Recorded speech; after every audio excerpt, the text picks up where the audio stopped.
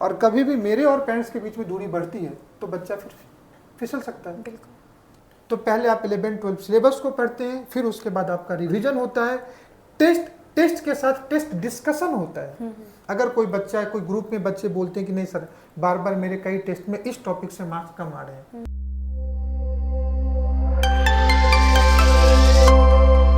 Sir हमने हमारी detailing दी और कुछ कॉमन क्वेश्चंस भी दिए। उसमें एक कॉमन क्वेश्चन जो बार बार पूछा जाता है या फिर सबको क्यूरियोसिटी है कि ए स्क्वायर क्या है। तो ए स्क्वायर क्या है सर? एक अगर आपको 1 मिनट में समझाना हो ए स्क्वायर को तो आप क्या समझाएंगे? What is a square?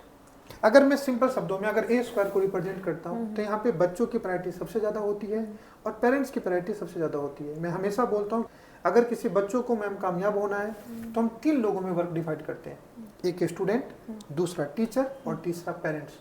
अगर ये तीनों एक लूप में होते हैं तो डेफिनेटली आपका बच्चा अच्छा करता है और इस लूप में बनाए रखने की जो जवाबदेही होती है दैट्स एकेडमी ए स्क्वायर, जो हम इस काम को करते हैं। बच्चा मेरे पास मैम 6 घंटा होता है, जैसा आपने प्रीवियस सेशन में कहा 24 आवर्स में बच्चा अगर 6 घंटा एकेडमी पे है तो मोस्ट ऑफ द टाइम बच्चा 18 आवर्स का है घर पे है। तो उसका जब तक रिपोर्ट मुझे नहीं मिलेगा मैं बच्चों पे प्लान कैसे करूँगा, क्योंकि बच्चा हॉस्टल में तो नहीं है। अगर बच्चा हॉस्टल में तो मैं हॉस्टल में तो नहीं हूँ। तो अगर उसकी 2 साल तक प्लानिंग मेंटरशिप मेरे ऊपर है तो मुझे उसके हर पल का खबर होना चाहिए। और कभी भी मेरे और पेरेंट्स के बीच में दूरी बढ़ती है तो बच्चा फिर फिसल सकता है। तो मैं बार बार बोलता हूँ 11-12 के जिस एग्जामिनेशन के लिए आप पढ़ते हैं डेप्थ नॉलेज जरूरी है, क्वालिटी ऑफ एजुकेशन जरूरी है, उससे कई ज़्यादा जरूरी है एकेडमिक केयर, उससे कई ज़्यादा जरूरी है एकेडमिक केयर। एक छोटा सा एग्जांपल मैं एकेडमी से रिलेटेड बताता हूँ मैम, चूँकि आप फैकल्टी हैं तो जानते ही होंगे। जो बच्चा 2022 में ए स्क्वायर ज्वाइन किया होगा उसके सिलेबस कब खत्म होने चाहिए? 20 अगर 11th में है तो 24। जो बच्चा आज से 2 साल पहले ए स्क्वायर ज्वाइन किया होगा तभी नेक्स्ट ईयर उसका क्या है बोर्ड एग्जामिनेशन है। बिल्कुल यस। बोर्ड एग्जामिनेशन कब होगा? जनवरी फरवरी में जी। फिर उसके बाद जेई का एग्जामिनेशन भी जन में है जी। नीट मई में होगा जी। उसका सिलेबस कब कंप्लीट होना चाहिए? नवंबर दिसंबर। हम लोगों ने अक्टूबर दिवाली हर साल डेडलाइन रखते हैं कि दिवाली तक सिलेबस कंप्लीट करना है। तो भी किसी सब्जेक्ट में थोड़ा बहुत बच जाता है तो हम कोशिश करते हैं कि चलो उसको कंप्लीट करा दें। कई बैच में फिजिक्स, केमिस्ट्री, मैथ या बायो सिलेबस कंप्लीट हो चुका है। जी बिल्कुल। अब बच्चों का, पेरेंट्स का सबसे बड़ा रीजन यही है बच्चों का होता है कि बच्चा अब क्या करेगा। तो आप बोलोगे बच्चा टेस्ट देगा। जी बिल्कुल। अगर किसी क्लासरूम में अगर 40 बच्चे हैं ना मैम तो टेस्ट के दिन वैसे भी अटेंडेंस 50% से कम होती है। बिल्कुल। पूछिए क्यों? क्योंकि वहाँ पे बच्चों को अपनी रेपुटेशन बनानी होती है, क्योंकि उसके मार्क्स कम, ये बात तो बच्चा हमेशा से जानता है, लेकिन दोस्तों को ना पता चले इस वजह से बच्चा टेस्ट में किसी न किसी रीजन से एब्सेंट होता है। अब 2 साल पढ़ने के बाद बच्चा टेस्ट को नहीं आ रहा है, आप रुक करके समझना पड़ेगा ना बच्चा टेस्ट को क्यों नहीं आ रहा है। क्यों नहीं आ रहा है? मैं बहुत आपको ऑन कैमरा बोलता हूँ, अभी जितने बच्चे ए स्क्वायर में थे जिनका सिलेबस कंप्लीट हो गया है हमने अभी बोर्ड प्रैक्टिस स्टार्ट किया है। ओके। आप बच्चों का नोटबुक देखिए, बोर्ड प्रैक्टिस में बोर्ड के जो पैटर्न होते हैं, कैसे डिस्क्रिप्शन को लिखना है, कैसे एग्जाम को डिफाइन करना है। ऐसा नहीं है कि टेस्ट दे दिया और रिवीजन चल रहा है। अगर रिवीजन कराना है तो आपको बोर्ड में ही कराना होता है। इसके साथ एक पेरेंट्स कल मुझसे आए थे, पूछे थे कि सर मेरा लास्ट एग्जामिनेशन तो मई में होगा, क्या एकेडमी कब तक चालू रहेगी? तो मैं बच्चों को बोला कि बेटा अगर आपका एग्जामिनेशन 31 मई को है ना तो एकेडमी 30 मई तक आपके लिए काम करेगी। और मैं बार बार बोलता हूँ रिवीजन का मतलब ये नहीं होता है कि टेस्ट दे दो बच्चा पेपर सॉल्व कर रहा है। अगर 4 घंटे रिवीजन लगा है तो 4 घंटे टीचर आपके साथ काम करेंगे। बिल्कुल।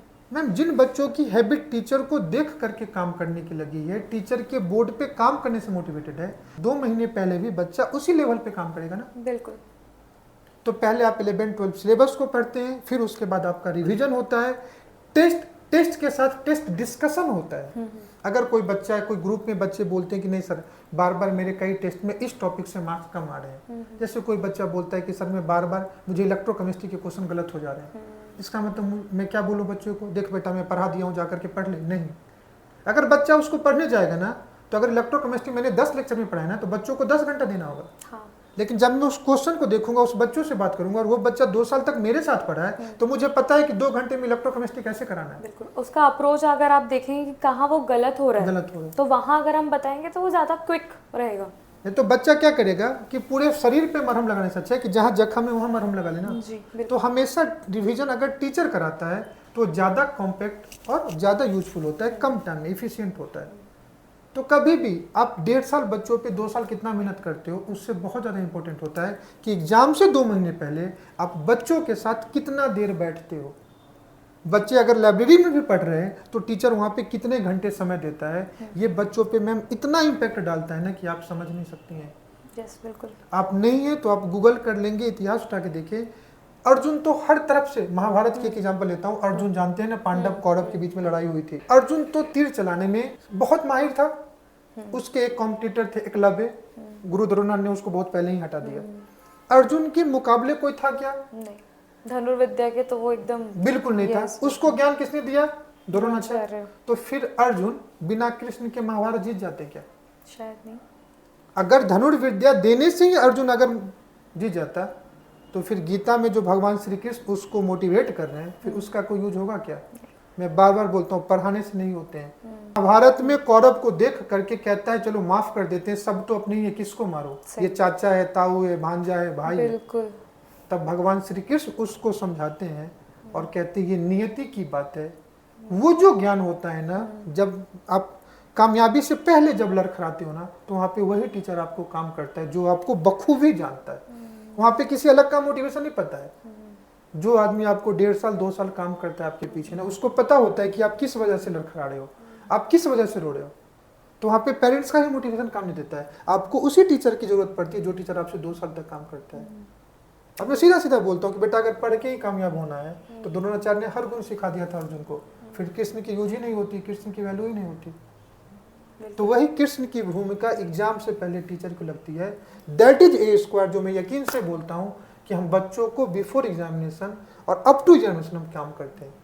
मैं बार बार बोलता हूँ, टेस्ट नहीं लेते हैं मैम, ऐसा नहीं कि आप आओ टेस्ट दो, आप कहाँ कमी करते हो, आप पे काम करते हैं, आपके साथ बैठते हैं और इसी चीज से बच्चे अच्छा करते हैं। बिल्कुल। नहीं तो बच्चे ऐसा होता है कि 2 साल तक जेईई की तैयारी करते हैं, लास्ट के 2 महीने में कहते हैं कि अब नहीं हो रहा है, सीईटी कर लेते हैं।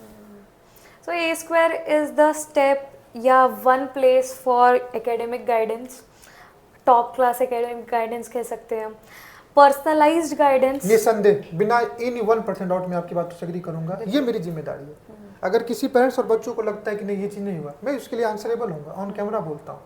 और ऐसा भी नहीं है ना कि ये किसी एक पेरेंट्स को अकेले ऑफिस में बिठा के मैं कमिटमेंट कर रहा हूँ। मेरा जो भी कमिटमेंट है ऑन कैमरा पब्लिक है। अब बाद में मुझे बोलना कि सर आपने कहा था, आपने नहीं दिया। पर्सनल गाइडेंस है, एकेडमिक गाइडेंस है, पर्सनल मोटिवेशन है, कभी अप्स एंड डाउन्स है बच्चे में, एकेडमिकली भी साइकोलॉजिकली भी, इतने प्रेशर है, हर चीज़ के लिए ए स्क्वायर वहाँ खड़ा हुआ है।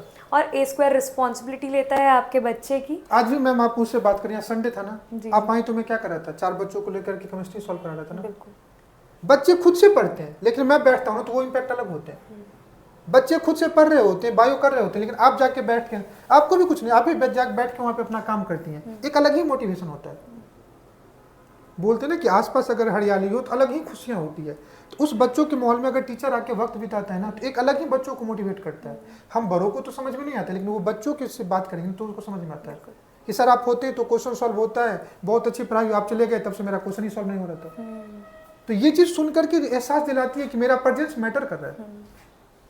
इसलिए मैं हमेशा एग्जामिनेशन से पहले देखेंगे तो मैं हमेशा कहीं ना कहीं बार किसी न किसी सेंटर पे जाता ही हूँ, किसी न किसी सेंटर पे जाता हूँ, एग्जामिनेशन से पहले बच्चों से बात करता ही हूँ। हर कुछ मैम प्रोफेशनली करने से नहीं होता है, आपको इमोशनली कहीं ना कहीं जुड़ाव जरूरी है। किसी अच्छे लोगों ने कहा था ना कि अगर आप चाहते हो कोई चीज़ ट्रांसफर हो तो either you will connect emotionally, physically and mentally. बिना जुड़ाव के कोई चीज़ ट्रांसफर नहीं होती है। सो ए स्क्वायर जो है आपके साथ, आपके बच्चे के साथ जुड़ना चाहता है, बच्चे की रिस्पॉन्सिबिलिटी लेना चाहता है और बच्चे के साथ रहना चाहता है। तो आइए ए स्क्वायर से जुड़ते हैं, साथ में रिस्पॉन्सिबिलिटी लेते हैं फॉर अ बेटर फ्यूचर। और जो लोग नहीं जुड़े, अगर वो लोग मेरी बात को सुन भी रहे होंगे मैम, तो आप कमेंट करके बताना कि आप मेरी बातों से एग्री करते होगे। बिल्कुल, आप आपके शेयर कर सकते हैं कमेंट, एक्सपीरियंसेस और कोई भी डाउट। सो प्लीज़ जुड़े रहिए ए स्क्वायर के साथ और ऐसे ही कई डाउट्स, आपके थॉट्स हम क्लियर करते रहेंगे। धन्यवाद।